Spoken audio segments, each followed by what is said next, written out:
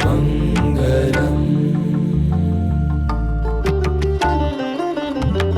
Mangalam. There is a famous Sufi saying, you might know it, like, why is there so much fake gold around in the world? There is a lot of shiny stuff in the world that shines like gold. When you go close, you taste it, you try it, eventually you find out it's fake. Even though I love mantras, but when I listen to those musicians, Western musicians who have been in India and do this music, there is nothing in me which resonates with it.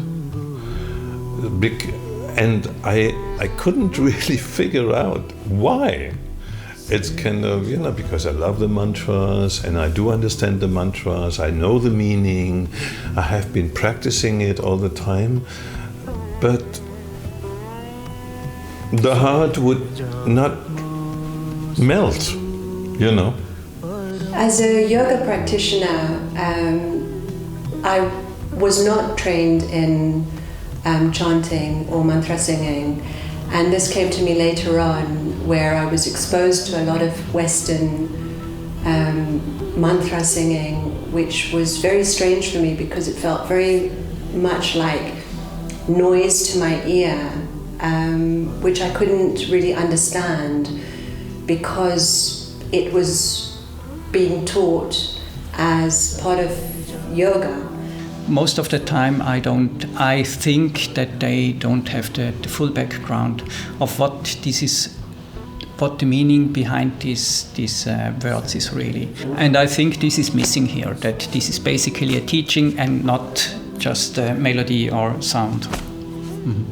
In the Western context, we also, at the beginning, as we didn't know this, we also listened to Western mantra singers, and somehow it still touches, but I find now that it makes the mind a little bit a good feeling, a little tamasic, a little, yes, nice, nice feeling, but it doesn't have the power and the joy and the bhakti of the real chanting.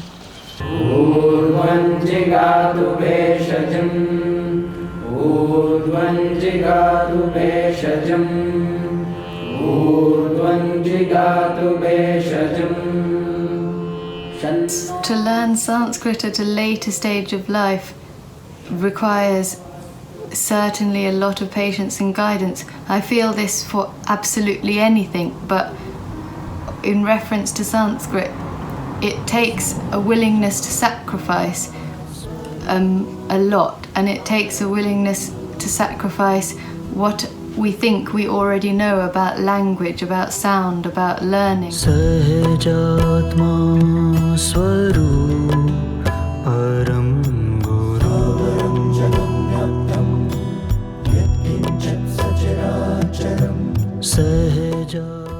When I hear an Indian musician, just bringing in magically the right notes, the right raga, the right instruments, and then something happens in me, like then there's an opening that opens my heart, that opens my energy system, and then it works.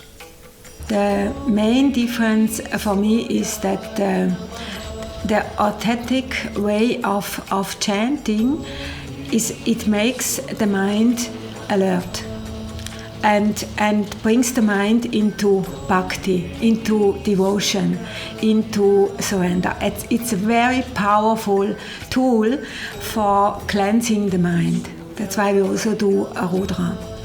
So it helps the mind to become sattvic, that the teaching can flow in easier, the real teaching.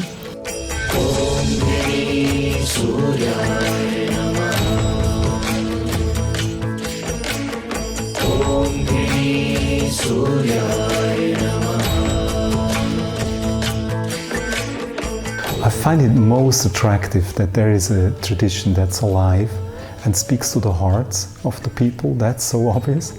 And the kind of atmosphere it generates, also through the presence of a musician that is truly rooted in that tradition, that kind of atmosphere I just cherish and I love it. And so it's unique and touching, and it has a sense of, it brings us forward.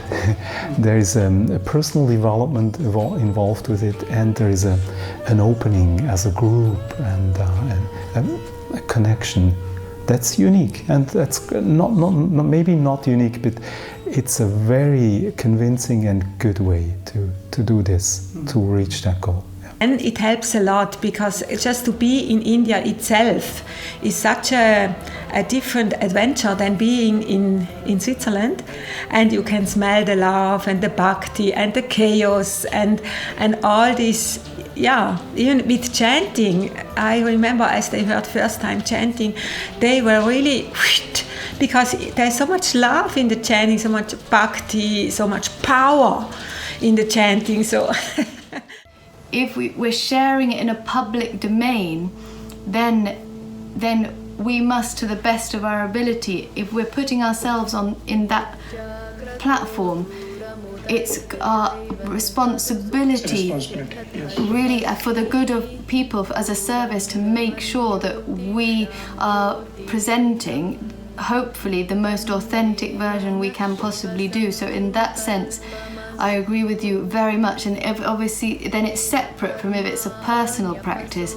In the age of the internet, personal anything, you're free, but in the age of the internet, it's given rise to that spread, which could obviously, there's a great danger in it, like you were referring to, diluting one of the most beautiful cultures that ever existed.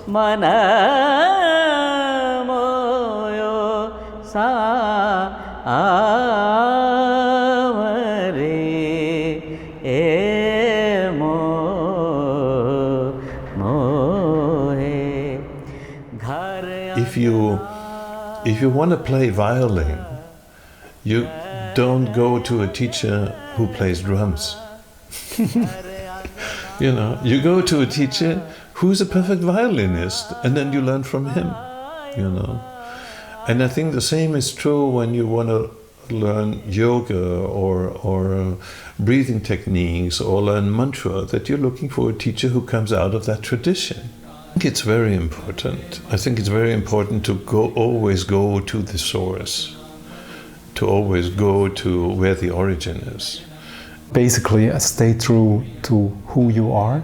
Don't try to copy the people that are copying just to get more applause or to be more successful. That would be completely wrong and also puzzling.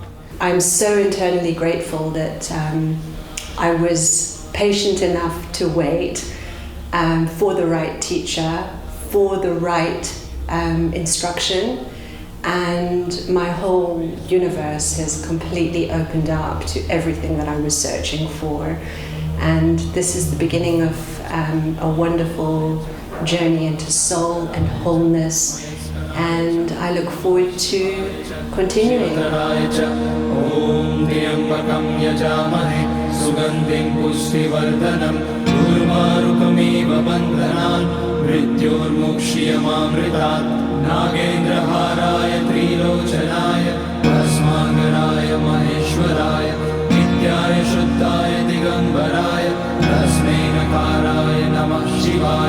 Mandakini Salil चंदन चर्चिताय नंदीश्वर प्रमथनाथ महेश्वराय मंदार पुष्य बहुपुष्य सुपूजिताय तस्मै मकाराय नमः शिवाय शिवाय गौरी वदनाब्ज वृंद सूर्याय रक्षाध्वरनाशकाय श्रीनीलकंठाय वृषध्वजाय तस्मै शिखाराय नमः शिवाय वसिष्ठ कुम्भोद्भव गौतमार्य मुनीन्द्र देवार्चित शेखराय